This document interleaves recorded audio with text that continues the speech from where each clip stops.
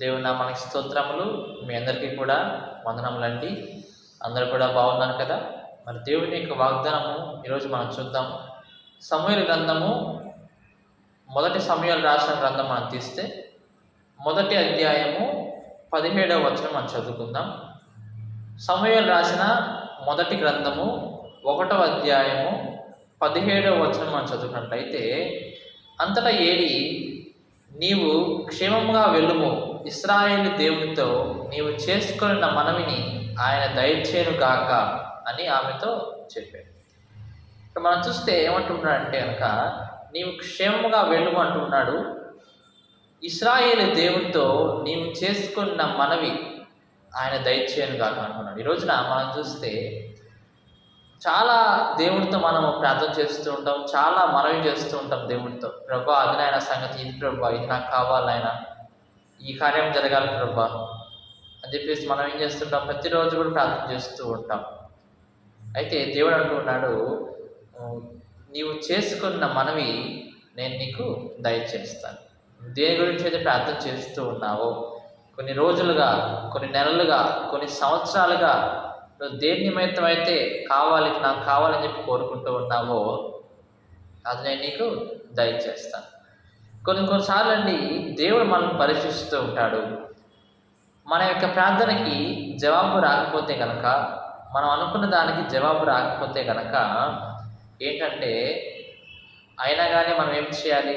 సహనంతో ఓర్పు కలిగి మనము వెయిట్ చేస్తూ ఉండాలి, ఎదురు చూస్తూ ఉండాలి దేవుని కోసం, దేవుని యొక్క మాటల కోసం, దేవుని కోసం. కాబట్టి చాలామంది ఎదురు చూడకుండా ఏం చేస్తున్నారంటే, ఇక మాకు సహాయం రాదు, ఇక దేవుని మేము మొరపెట్టినా వేస్ట్ అని అనుకొని చాలామంది కూడా తొలగిపోతున్నారు దేవుళ్ళు. ప్రియా దేవుని బిడ్డలారా, మీరు విశ్వాసం కలిగి, సహనం కలిగి, ఓర్పు కలిగి, విశ్వాసంతో ఉండండి. దేవుడే మీకు ఆయన మీరు అనుకున్న కార్యాలు జరిగిస్తాడు. మనుషుల వల్ల మనం చూస్తే కొన్ని కార్యాలు జరుగుతూ ఉంటాయి, వాళ్ళు చేస్తారు, కొన్ని కార్యాలు వాళ్ళు చేయలేకపోతారు. కానీ దేవునికి ప్రతి ఒక్కటి కూడా సాధ్యమే. అలాగే నీకు క్షేమము దయచేస్తాను. క్షేమంగా మనం ఉంటాము. మనం ఎన్నో దారులు వెళ్తూ ఉంటాం.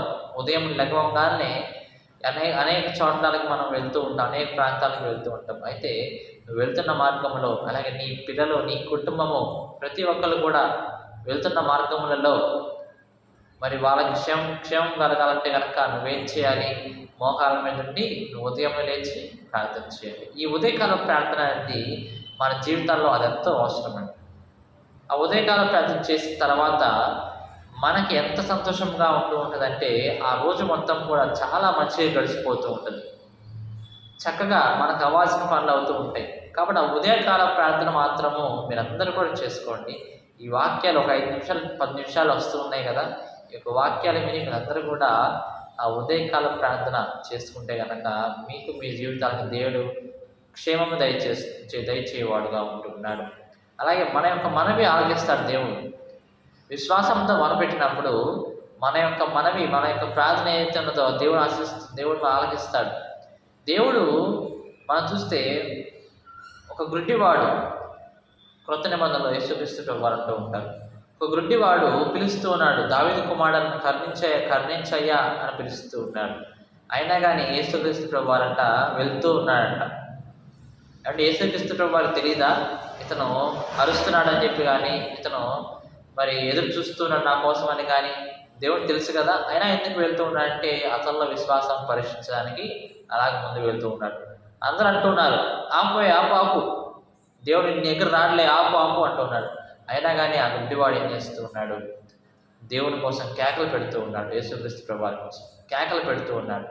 అప్పుడు ఆగాడు దేవుడు. యేసుక్రీస్తు ప్రభువారు అప్పుడు ఆగేసేసి అక్కడ అతనికి అద్భుత కార్యం అనేది జరిగించాడు. ఆయనకి విశ్వాసం బట్టి అతన్ని స్వస్థపరిచాడు. అలాగే ప్రియా దేవుని బిడ్డలారా, మనము వేడుకుంటానే ఉండాలి దేవుణ్ణి. ఎందుకంటే ఆయన సర్వశక్తి గల దేవుడు కదండి. ఆయన మనం చూస్తూ ఉంటాడు, మన యొక్క విశ్వాసం ఎంత ఉందో పరీక్షిస్తూ ఉంటాడు. అబ్రహాం ఏం చేశాడు? తన యొక్క ఏకైక కుమారుని తీసుకువచ్చి నువ్వు బలిగా అర్పిస్తావా లేదా అని చేసి ఒక పరీక్ష పెట్టాడు. పరీక్ష పెట్టగానే దానిలో అబ్రహాం అంట 100కి 100 మార్కులు తెచ్చుకున్నాడు. చక్కగా అతను తెచ్చేసి ఆ బలిపీఠం మీద పడుకోబెట్టాడు. పడుకోబెట్టి అలా కత్తి పైకి ఎత్తగానే దేవుని యొక్క దూత వచ్చి అతను అక్కడ ఆపినట్లుగా మనం చూస్తూ ఉన్నాం కదా. అప్పుడు అంటది, నీ యొక్క విశ్వాసము చూసి దేవుడు ఎంతో సంతోషించాడయ్యా, విశ్వాసం నాకు తండ్రివి నువ్వు, నీ యొక్క మరి సంతానం నేను ఇసుక రేణువులే చేస్తాను అని దేవుడు ఆ వాగ్దానం చేస్తూ ఉంటాడు. అలాగే ప్రియ దేవుని బిడ్డారా, మనకి జవాబు రావడం ఆలస్యమైనా సరే మనం ఏం చేయాలి? దేవునితో అంటకట్టబడి ఉండాలి. ఒక చెట్టుకి కొమ్మ ఎలాగైతే అంటకట్టుబడి ఉంటేనే అది ఫలిస్తూ ఉంటుందో, ఏమంటే దానికి ఆకులు రాకపోయినా ఫలాలు రాకపోయినా ఎలాగైతే అది బ్రతికే ఉంటుందో కొమ్మ, అలాగే మనం కూడా దేవుడికి మనం అంటకట్టుబడి ఉండాలి. ఆయన మనకి సహాయం చేసినా చేయకపోయినా సరే మన జీవితం అంతా దేవునికి అంటకట్టుబడి ఉండాలి. లేకపోతే కనుక ఎలాగైతే ఆ యొక్క కొమ్మ విరిగి కింద పడిపోయిన కొమ్మలను, ఎండిపోయిన కొమ్మలను ఎలాగైతే తీసుకుపోయి అగ్నిలో వేస్తారో అలాగే మన యొక్క ఆత్మలు కూడా నరకమునకు వెళ్ళిపోతూ ఉంటాయి. కాబట్టి మీరందరూ కూడా ఈ రోజున దేవుడు మీకు దయచేస్తూ ఉన్నాడు. మీరు అనుకున్న కార్యాలు దేవుడు చేస్తున్నాడు.